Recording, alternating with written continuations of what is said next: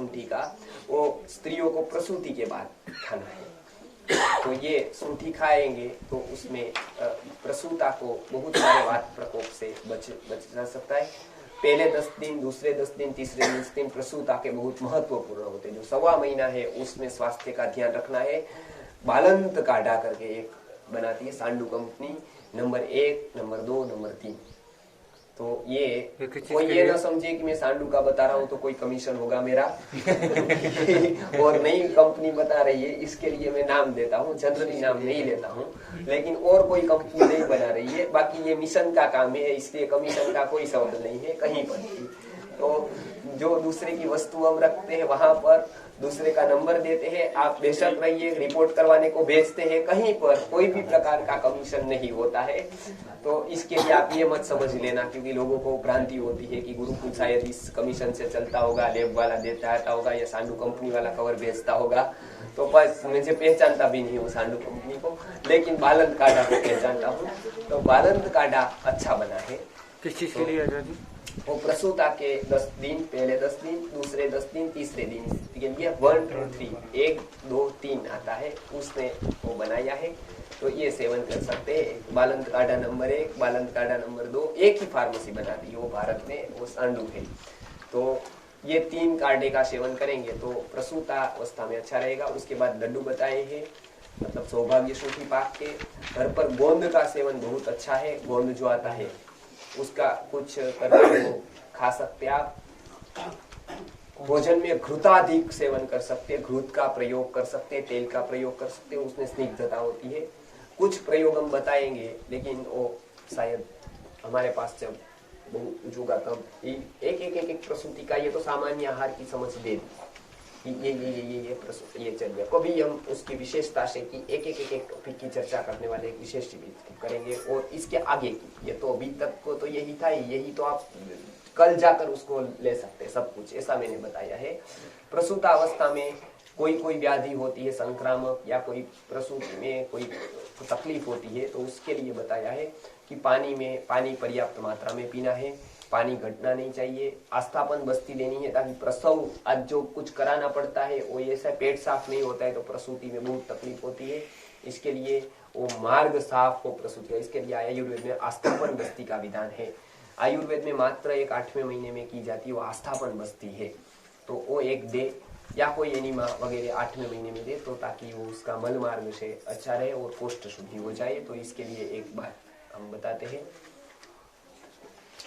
प्रसूता के लिए। और गर्भावस्था और प्रसूतावस्था की ओरचर्या में खास करके उसको प्रसूति के बाद, जैसे मैंने बताया, सवा महीने तक ध्यान रखना है, सोने में, उठने में, इत्यादि इत्यादि में। खास करके बालक को, मतलब शिशु को, उसके ऊपर ज्यादा केयर की जरूरत होती है, तो शिशु को ही उसको केंद्र बनाकर उसकी सारी चर्या रहे। अधिक भारे पदार्थ, खट्टे पदार्थ, मधुर पदार्थ न खाए, क्योंकि उसमें स्तन्य विकृति होगी और वो स्तन्य से बालक को रोग होंगे।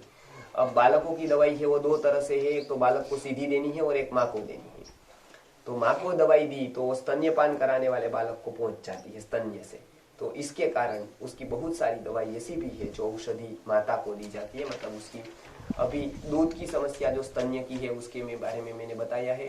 स्तन्य सुखाने के कभी ऐसे प्रयोग आ जाए तो स्तन्य सुखाने के भी प्रयोग है। और प्रसूता के बाद नॉर्मल आप आहार पर 5, 7 या 10 दिन पे आ सकते हैं। स्नान का बताया है पहले दिन से ही कि इस तरह से करना है, लेकिन उसकी कुछ विधि विशेष है। 6ठे दिन के बाद उसको सामान्य स्नान की तरह वो अच्छी तरह से मसाज करके उसको स्नान कर सकते हैं। तब तक जो नॉर्मल है वो सब कुछ अपनी जीवनचर्या के अनुसार करें। दूध पिए, थोड़ा बहुत सात्विक आहार ले, लेकिन पचने में हल्का हो ऐसा आहार ले, क्योंकि उसको सामान्य होने में थोड़ी देर लगती है। इसके लिए प्रसूताचर्या का, आहारचर्या का, शिशुचर्या का वर्णन किया गया।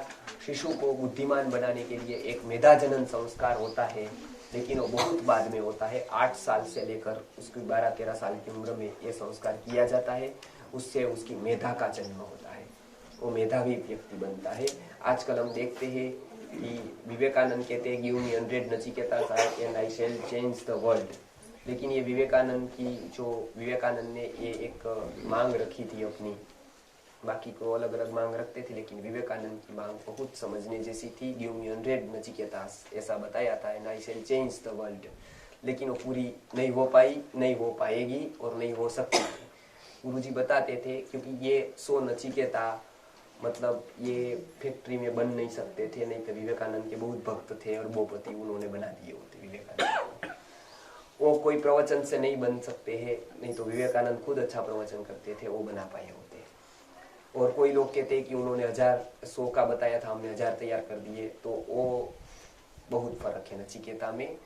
तो वो नचिकेता की लेवल का व्यक्ति, प्राज्ञ व्यक्ति तैयार करने के लिए इस तरह के संस्कार चाहिए, पहले से ही अध्ययन चाहिए, अध्यापन में रुचि चाहिए, इस तरह की सिस्टम चाहिए, तो ये बन सकता है। बात से तो कोई नहीं हो सकता। इसके लिए बच्चों पर हम ध्यान दें, प्रज्ञा की ओर बढ़े, इसका ध्यान दें। इसके लिए ये प्रज्ञावर्धन स्तोत्र वो आयुर्वेद ने बताया है, उसमें उल्लेख और धर्मशास्त्र के ग्रंथों में है। वो एक बालकों को कराना है, लेकिन वो बाद की बात है, अभी याद आ गई, इसके लिए करेंगे अगली बार। शिशुचर्या का आगे का प्रकल्प होम स्कूलिंग, और उसके बाद हम उसको गुरुकुल की तरफ कैसे आगे ले जाएंगे उसके ऊपर है। बहुत ध्यान देने जैसे है। स्तोत्र पाठ के बारे में है, आचार्य निर्माण के बारे में, और सभी सेशन में लेने वाला हूँ। अभी की शिविर में कोई एक डॉक्टर का रखा था जो कोष्ठ शुद्धि के लिए आवश्यक था, डॉक्टर सचिन जी का। अगली बार के सारे सेशन वो मेरे ही है, तो पूरे ऊपर हम आचार्य निर्माण को फोकस करने वाले हैं। और होम स्कूलिंग में बच्चों को क्या पढ़ाए, चिल्ड्रन साइकोलॉजी को जिसको जानना है आयुर्वेद में और शिक्षा में, उसके लिए बहुत ही उपयोगी है। हमारी शिक्षा पद्धति के 26 पॉइंट ऐसे क्या है जो गुरुकुल में थे, अभी की स्कूल में नहीं है। इसके लिए अभी की स्कूल में एक भी व्यक्ति प्राज्ञ नहीं निकलता है। आप देखते हैं यूनिवर्सिटी बने आज अर्धी सदी या सदी पूरी होगी अभी, तो भी अभी एक भी ऐसा व्यक्ति नहीं निकला कि इसमें हम कह सके, या निकलते हैं तो इसी प्रज्ञा तक पहुंच नहीं पाते। हाँ, एक्सपर्ट निकलते हैं, उसका मैं स्वीकार करता हूँ। अच्छे डॉक्टर अवश्य निकलते हैं, अच्छे इंजीनियर निकलते हैं, उसमें हम स्वीकार करते हैं, लेकिन वो प्रज्ञा के लेवल पर जा सके ऐसे व्यक्ति नहीं निकलते हैं। उसका कुछ कहीं तकलीफ है, कहीं पर उसका मिसिंग है। वो मिसिंग पॉइंट जो गुरुजी बताते थे वो एक सिस्टम में है, वो किसी का खंडन मंडन नहीं है, उसकी भी अच्छी बातें हैं, उसको लेना चाहिए, वो हम बताते हैं। हम अंधे तो नहीं किसी के भक्त है, नहीं किसी के विरोधी है। जो जहाँ पर अच्छा है उसका वो लेना ही चाहिए। तो स्कूल में भी कुछ अच्छा हो सकता है, कुछ अच्छा है, वो सिस्टम है, वो लेना चाहिए। लेकिन कुछ उसमें मर्यादा है, कुछ वो नहीं कर पाते हैं, वो सिस्टम में ही नहीं है, वो हमको घर पर करना होगा। बालकों को चाहे गुरुकुल में पढ़ाए, यहाँ पर हम सबको स्थान नहीं दे सकते। आप देखते छोटा सा स्थान है, इसके ऊपर हजारों बालक नहीं पढ़ सकते। इसमें कुछ कैटेगरी के कुछ बालक के लिए है, लेकिन हमको भला तो सभी समाज का, आगे तो सभी समाज के बालकों को ले जाना है। इतना ही नहीं है कि यहाँ जो 8 पढ़ते हैं वो हमारे बच्चे हैं, नहीं तो हम क्यों हेमचंद्राचार्य गुरुकुल में एडमिशन करवाते, हम क्यों कनेरी पीठ में बालकों को भेजते। कनेरी पीठ से कोई आया है? हाँ, कोई है ना? हाँ, तो कनेरी पीठ में जब पहली बार एडमिशन हुआ तब मुझे ही स्वामी जी ने बुलाया था। जब शुरुआत हुई तब उनके माता पिता को प्रेरित करने के लिए स्वामी जी इधर भी आ गए। हमारे पुराने जब प्रकल्प था वहां पर, तो उसका मैंने प्रचार, हमने यहाँ से ही प्रचार शुरू किया और वहां पर संख्या बहुत बढ़ी। उसके बाद वहां पर जाकर पेरेंट्स को समझाया, तब स्वामी जी ही संदिग्ध थे कि कितने बालक होंगे पता नहीं, तो वो तो स्कूल करने वाले थे सबसे पहले, कनेरी स्वामी जी। तो उनको बताया हमने कि आप ऐसा करो, हम प्रचार करेंगे, आप गुरुकुल करो, उसमें थोड़ा बहुत हो सकता है उतना करो। तो उन्होंने किया, बहुत बड़ी जमीन है उसके पास, उनके पास, तो बहुत अच्छा प्रकल्प तैयार किया। तो हमने उसका प्रचार प्रसार करके वहां पर गुरुकुल में संख्या बढ़े, इसके लिए माता पिता को उद्बोधित किया, प्रेरित किया। तो वहां आज संख्या अच्छी बढ़ गई है, स्थान बढ़ा है, 300 350 होंगे। तो ऐसे हेमचंद्राचार्य गुरुकुल है, ऐसे दूसरे गुरुकुल है। ये स्थान इतने लोगों को तो नहीं पढ़ा सकेगा, लोग यहाँ नहीं रह सकते, स्थान की मर्यादा है। तो इतना ही नहीं है कि यहाँ पढ़ते उसको ही ध्यान रखते, लेकिन सामान्य से सामान्य बालक जो दूर रह रहा है उसको भी ये विद्या का संपूर्ण नहीं तो अंशात्मक लाभ मिले। वो सबसे पहली जिम्मेदारी गुरुजी ने पहला क्रम हमारे पर रखा है, वो हमारी। दूसरा क्रम जिसके बच्चे इधर पढ़ते हैं उसके माता पिता की, उनके बालक यहाँ पढ़ रहे हैं, तो वो कैसे प्रेरित कर सकते हैं और माता पिता को। क्योंकि गुरुजी बताते थे कि इसकी बात यहाँ आ गए तो यहाँ कैसे वो उसके बच्चों का ध्यान रखते हैं, बच्चों को पढ़ाते हैं, बच्चों को खिलाते, सब ध्यान सब प्रकार का रखते हैं। कहीं पर कोई भी मर्यादा हो हमको बताइए, कुछ रह जाता है तो उसके लिए हम तैयार होते हैं सारे। वो माता पिता ऐसा करे कि दूसरे माता पिता को गुरुकुल की तरफ, विचारधारा की तरफ प्रेरित करे, कुछ वहां चलाए 2 घंटे का केंद्र, ताकि वो लोग जहाँ है वहां से ऊपर आए। जहां जो है वहां से ऊपर आए। ऐसा नहीं है कि ये सभी डेस्टिनेशन पर एक दिन में आ जाएंगे। आज यात्रा शुरू करेंगे, एक दिन वहां पहुंचेंगे। तो ये एक सिस्टम अप्रोच है। संस्कृति, ये गुरुकुलम केवल संस्कृति के प्रचार, संस्कृति गुरुकुल के प्रचार के लिए नहीं है, संस्कृति के प्रचार के लिए है। इसके लिए यहाँ पर ये संकुचितता नहीं है कि और कोई काम कर रहा है वो दूसरा ही है, उससे लेना देना नहीं, ऐसा नहीं है। वो जो काम कर रहा है वो उस क्षेत्र में उसको हम देते हैं कि हाँ हम भी उसके लिए क्या कर सकते हैं, प्रचार किस तरह से कर सकते हैं। तो ये एक अपने अपने क्षेत्रों में बाल गुरुकुल कर सकते हैं। एक बहुत अच्छा प्रकल्प गुरुजी ने बताया है जो कहीं नहीं था, इसके लिए हमने प्रमोट किया है, वो है बाल गुरुकुलम। उसकी बात में आज विषय में थी ही। बाल गुरुकुल का विषय ऐसा है कि उसमें अपने अपने स्थान पर 3 से 5 साल के जो बच्चे हैं उसके माता पिता को समझाना बहुत सरल है क्योंकि उसको कंफर्ट जोन छोड़ना नहीं पड़ता है। गुरुकुल के लायक आज समाज नहीं है, ये कड़वी हकीकत हमको स्वीकार करनी पड़ेगी। कोई गुरुकुल वाले ये नहीं बताते हैं, लेकिन हम ये सत्य बता देते हैं कि भाई ये जो गुरुजी ने बताया है कि वो जो सत्य है, जो लगता है सब, तो वो एक हकीकत है कि गुरुकुल के लिए समाज तैयार नहीं है आज। उसको तैयार करना पड़ेगा, उसको बहुत कुछ मेहनत करनी पड़ेगी, तब वो जाकर आएगा। अभी नहीं है तैयार। अब क्या करना पड़ेगा, 3 से 5 साल की उम्र तक के बच्चे, उसके माता पिता तैयार हो जाते। उसका कारण उसको डिग्री के साथ कॉम्प्रोमाइज नहीं करना पड़ता है, क्योंकि ऐसे भी गवर्नमेंट का नियम है 5 साल के पहले कभी कोई डिग्री नहीं दे पाएगा, उसकी डिग्री वैलिड नहीं होती है। कोई भी प्ले होम की डिग्री, प्ले हाउस की डिग्री गवर्नमेंट के हिसाब से नहीं वैलिड होती है, क्योंकि गवर्नमेंट में आप जाएंगे और बताएंगे मेरे बच्चे को एडमिशन लेना है, वो बोलेंगे 5 साल की उम्र के बाद ही या पहले। एक दिन पहले होगा ना एडमिशन नहीं होगा उसका, पता है आपको ये बात? एक दिन पहले। अब बोले कल 5 साल पूरा होगा, बोले नहीं कल आ पाएगी, कल एडमिशन होगा। 5 साल पूरा होना चाहिए शिक्षा के लिए, ये मिनिमम रखा है। शिक्षा के अधिकार की बात कही तब 5 साल की उम्र की बात की गई है। इसके लिए उसके पहले शिक्षा देना गवर्नमेंट के हिसाब से योग्य नहीं है। वो उसकी संस्थानों में लागू होता है। आज प्ले होम का कंसेप्ट आया है, वो अच्छे हेतु से आया होगा, लेकिन आज ऐसा है कि आज उसका थोड़ा प्रारूप बदल गया है, उसका हेतु बदल गया है, उसकी पूरी लाइन बदल गई है। आज एक कंपनी वो हो गई है, वो पैसा कमाने का एक प्रकार का बहुत बड़ा बिजनेस हो गया है। इसके लिए उसकी फ्रेंचाइजी के लिए, जैसे हम नाम लेकर कहते हैं यूरो किड से, तो वो उसके स्थान स्थान पर विदेशी कंपनियां चला रही है। तो वो वहां की विचारधाराएं वहां पहुंचाने का प्रयत्न करती है। उसका खंडन हम इसलिए नहीं करते हैं क्योंकि हम उसके सामने कुछ रख नहीं पाते हैं। वो इतना प्रयत्न करते हैं तो हम क्या करते हैं, वो जब हम रियलाइज करके देखते हैं तब हम जान पाते हैं कि इसके सामने हम कुछ नहीं सिवाय के एक दूसरे से लड़ने के, एक दूसरे के खंडन मंडन में ही हम पड़े रहते हैं, व्यक्तिगत रूप से या फिर सामाजिक स्तर पर। तो हम उसके सामने कुछ नहीं कर पाते हैं। तो हम सब एक होकर, उसमें भिन्नताएं होगी, गुरुजी ने बताया विभिन्नताएं होगी। आपका कुछ अलग मंतव्य हो सकता है, हमारा कुछ अलग हो सकता है, इसमें 10, 25, 15 बात ऐसी होगी, लेकिन उससे कोई हमारा कुछ ऐसा नहीं है कि लक्ष्य अलग अलग है। लक्ष्य तो एक ही है सबका। हमको भी संस्कृति का काम करना है, आपको भी करना है, उसमें कोई प्रकार का भेद नहीं है। तो लक्ष्य में ध्यान रखें, आचार में ध्यान रखें। आचार आपके कुछ अलग है, आप तिलक करते होंगे, मैं नहीं करता हूँ। कोई खड़ा, कोई गोल, कोई किस तरह का, कोई किस तरह की माला पहनता है, वो अपनी अपनी निजी बातें हैं, वो वहीं तक सीमित रहे। लेकिन लक्ष्य की बात आए तब हम एक हो जाए। इसको राजविद्या गीता में बताया है। और अंग्रेजों ने बहुत कुछ दुर्गुणों के बाद भी एक गुण उसमें देखा जाता है, और गुरुजी ने उसके गुण की भी बात की है, केवल दोषों की नहीं, गुण की भी बात की है। क्यों कोई व्यक्ति का 400 साल साम्राज्य चलता है, ऐसे तो नहीं चलता है ना। उसमें कुछ तो उन्होंने प्रयत्न किया होगा, और कुछ बातें हैं वो सीखनी भी पड़ेगी, कुछ बातों में हमको उसको धिकारना भी पड़ेगा। तो दोनों का, लेकिन एक ध्यान रखें, लक्ष्य हमारा एक रहे। लक्ष्य एक रखकर हम जाएंगे। तो बाल गुरुकुल 3 से 5 साल की उम्र के बच्चों के लिए एक पूरा कोर्स हमने तैयार किया है। अंशु दीदी उसके यहाँ पर हम जो करते हैं वो यहाँ उसका दायित्व की जिम्मेदारी, या तो दायित्व उनका है, अपने स्थान पर वो कर सकते हैं। कुछ ज्यादा नहीं चाहिए, थोड़ा बहुत इंफ्रास्ट्रक्चर चाहिए। और क्या क्या नियम संस्कृति गुरुकुल की ओर से होंगे, जो गुरुजी ने ये प्रकल्प को बताया है थियोरी के रूप में, प्रैक्टिकल अंशु दीदी ने किया है, क्योंकि मेरे उसमें एक्सपर्टाइज नहीं है उसको जमीन की स्तर पर लाने का, ये सब करने का। तो इसमें रजस गुण की मात्रा चाहिए। तो ये मेरे पास नहीं इतनी मात्रा में है और समय भी नहीं है। इसके लिए अंशु दीदी जी को ये प्रकल्प हमने सबने मिलकर वो सौंपा था, तो उन्होंने अच्छी तरह से इसको डिजाइन करके उसको भेजा है, क्योंकि वो एक प्रकार का लोगों के साथ काम लेना, कैसे लेना, उसको कैसे भेजना। तो लेकिन कोर्स पूरा तैयार है, उसकी बात हम अगली बार करेंगे कि जिसको भी इसमें रस है वो एक ऐसा होगा कि जो माता पिता को बताएंगे उसने जी किड्स में नहीं सुना होगा, यूरो किड्स में नहीं सुना होगा, बालकों की ऐसी बातें कभी उसने कहीं नहीं सुनी होगी, क्योंकि वो तो हम गारंटी से बता सकते हैं प्राज्ञ व्यक्ति उसमें कर सकता है कुछ भी।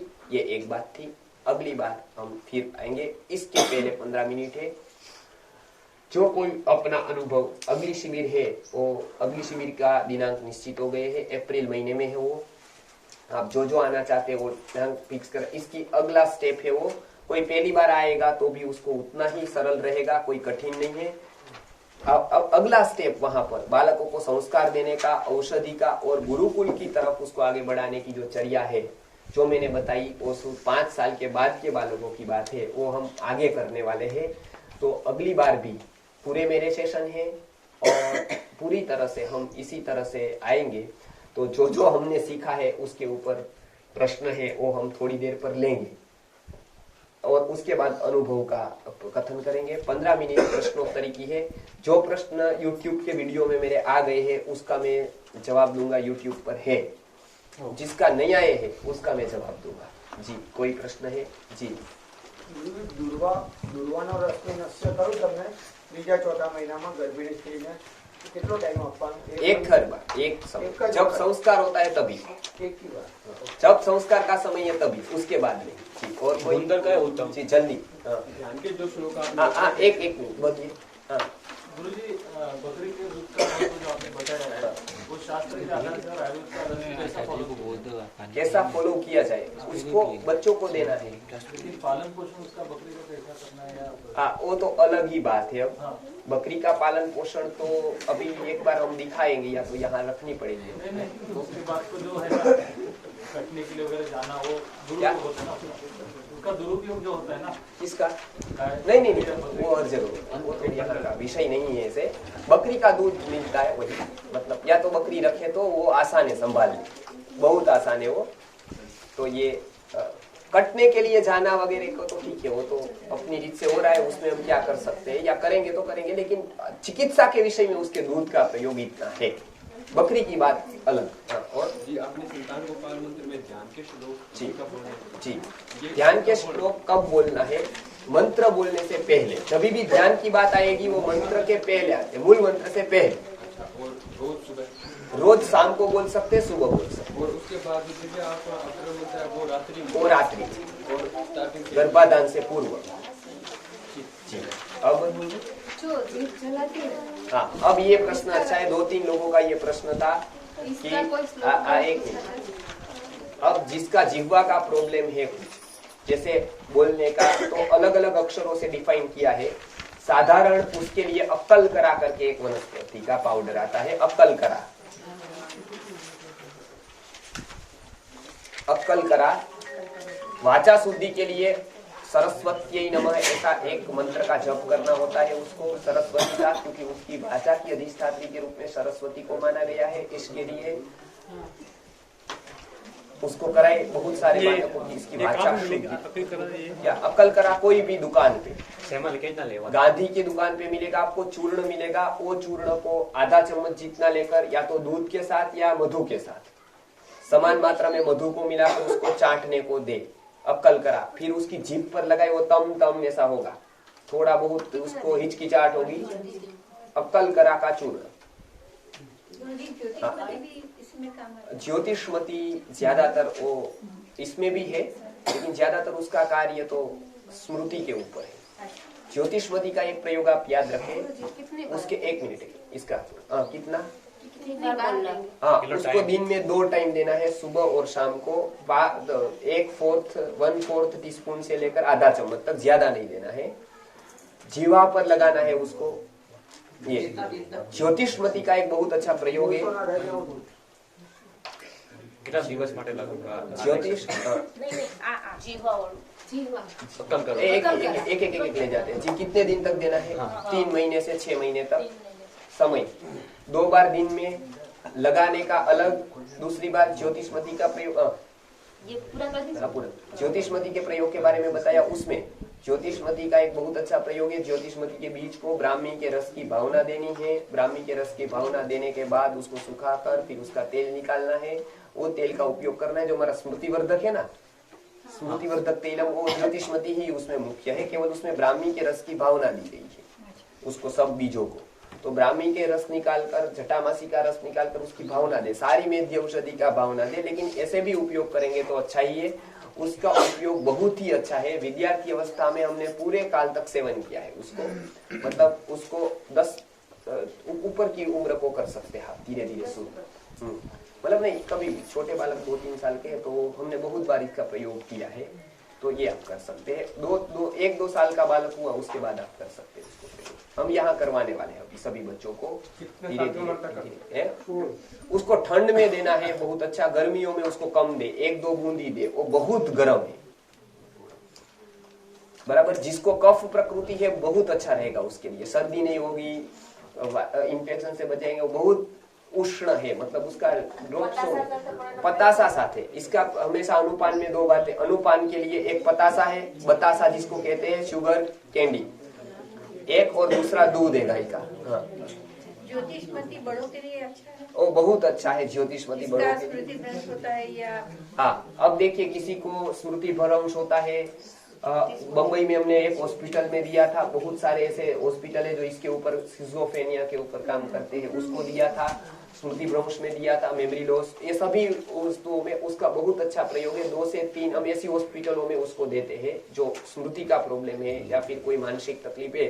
2 से 3-4 बूंद तक उसको बतासा उसका श्रेष्ठ अनुपान है, बराबर है। उसको चूर्ण करके फिर उसके साथ मिला करके वो ले ले, या तो फिर गाय के दूध के साथ ले ले।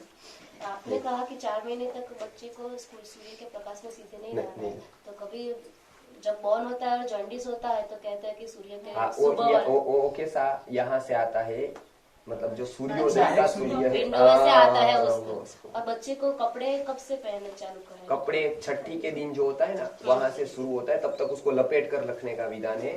उसके बाद उसको कपड़े का थोड़ा लपेट जाए इस तरह का, और उसके बाद उसको धीरे धीरे हुए या ऐसा कुछ कपड़े का पहनना है, थोड़ा ही, उसको ज्यादा जरूरत ही नहीं। अगर हम उनको 6 महीने तक ओपन ही रखे, हाँ, तो कोई दुपट्टे में लपेट के रखे, लपेट कर वो चलेगा, वो अच्छा है। क्योंकि जब मलमूत्र करता है ना, वो ज्यादा देर तक उसमें अवस्था में नहीं होना चाहिए।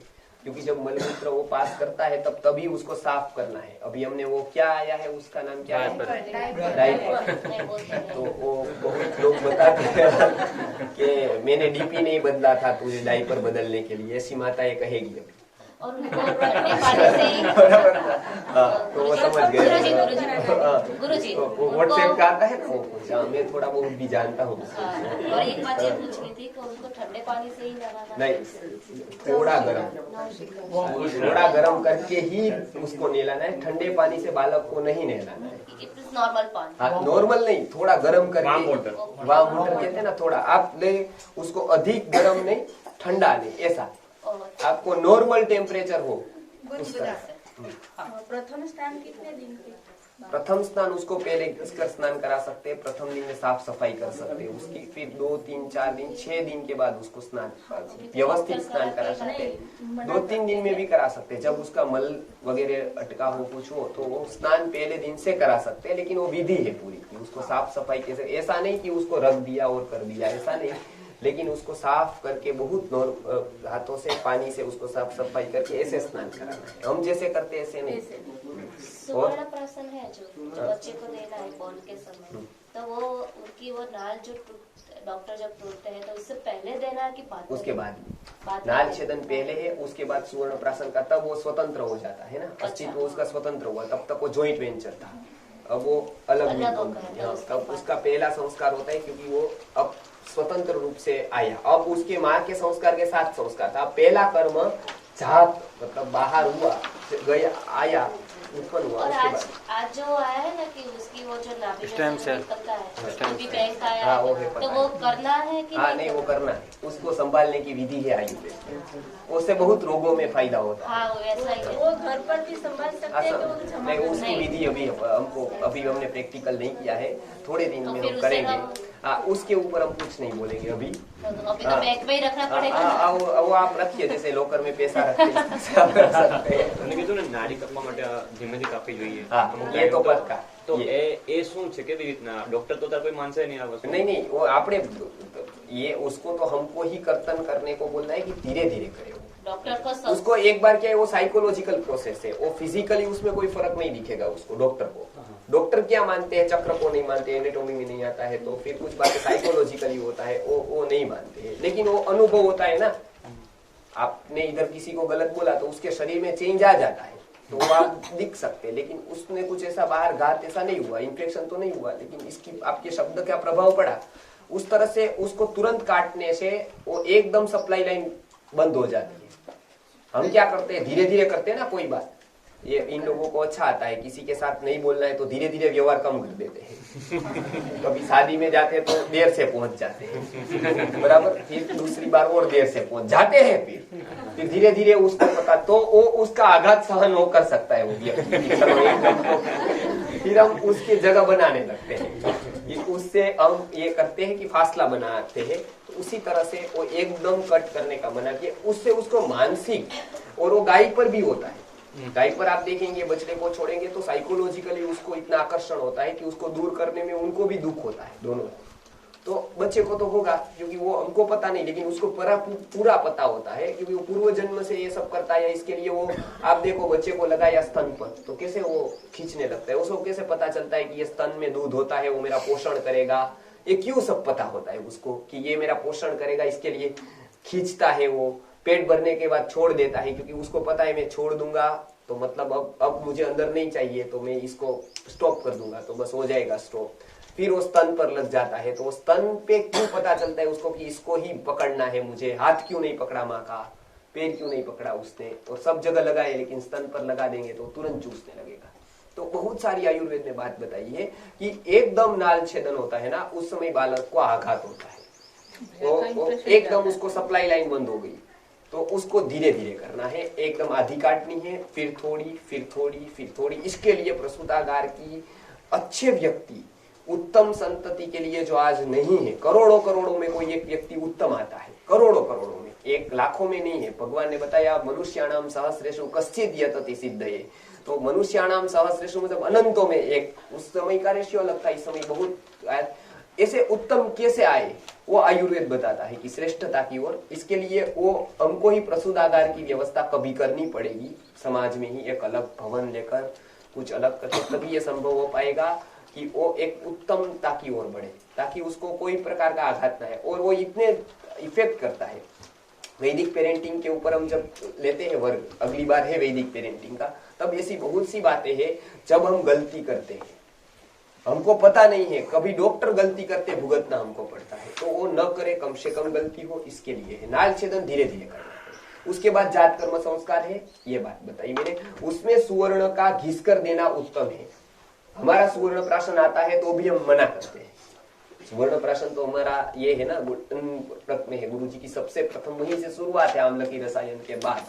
तो जी तो बहुत सारा, हाँ, वो हमारा नहीं देना है, पहले दिन से नहीं किसी का देना है। पहले दिन से तो उसको उत्तम ये है, उसको सुवर्ण के साथ घिस कर ही दे, पहले दिन से 5 साल, हाँ, किसी में भी घिसे उसको, प्योर हनी, उसके साथ थोड़ा घी, उसके साथ सुवर्ण को घिस कर उसी को चाटन के रूप में दे।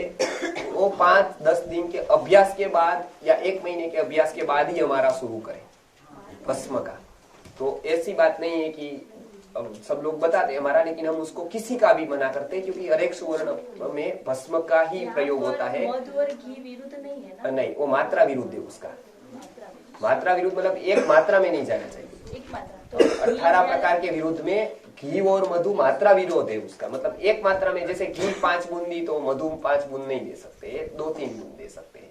तो इसमें जैसे पिलाना है, वैसे ही असमान मात्रा रख देनी है, 4 बूंद घी की, 2 बूंद मधु की, इस तरह से, बराबर है। और मधु और घी का अलग ही विकल्प प्रकल्प है। इसमें तो आप केवल 5-6 बूंद घी की, 2 बूंदे केवल घी की ली, 1 बूंद या 4 बूंद घी की ली, 2 बूंद हनी की ली, घिसा उसमें सुवर्ण को, फिर पेस्ट जैसा किया, फिर उसके जीभ पर लगाया, बस इतना ही।